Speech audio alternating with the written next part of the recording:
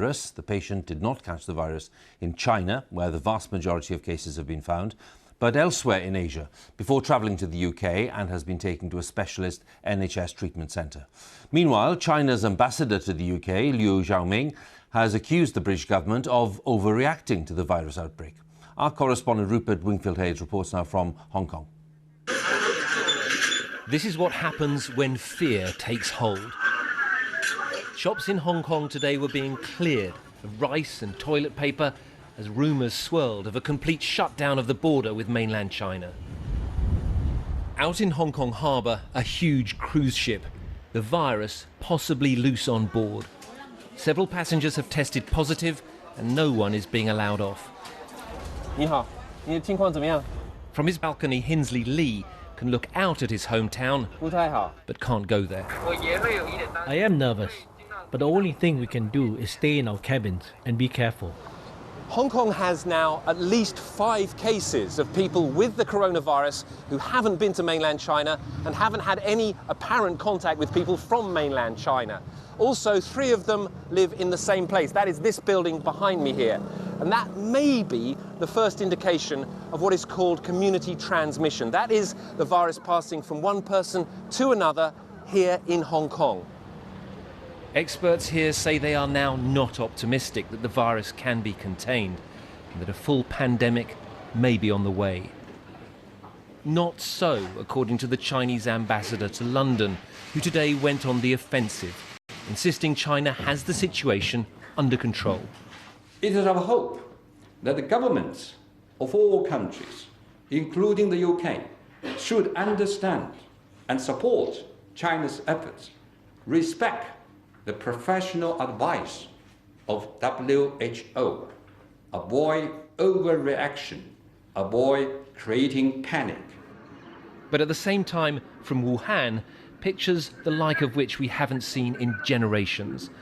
Stadiums, gymnasiums and conference centres all being turned into fever centres. So desperate is the shortage of beds for the sick. 喂，你好。 你好。 是盛小姐吗？ 对，是。 By phone today, I managed to talk to a young woman in Wuhan who described to me the stress of not knowing what is really going on and what to believe. We don't feel safe. We don't know how the virus is passed from one person to another. But we can't stay at home all the time. And we don't know when this will end. We don't know when we'll be able to return to normal life. That's very stressful. There is some good news. These are patients who have recovered, leaving hospital today. But tonight we learned that the virus had killed this man, Dr. Li Wenliang. In early December, this brave Wuhan doctor had attempted to warn the authorities about the spread of a dangerous new virus. His warnings were ignored. Rupert Wingfield-Hayes, BBC News in Hong Kong.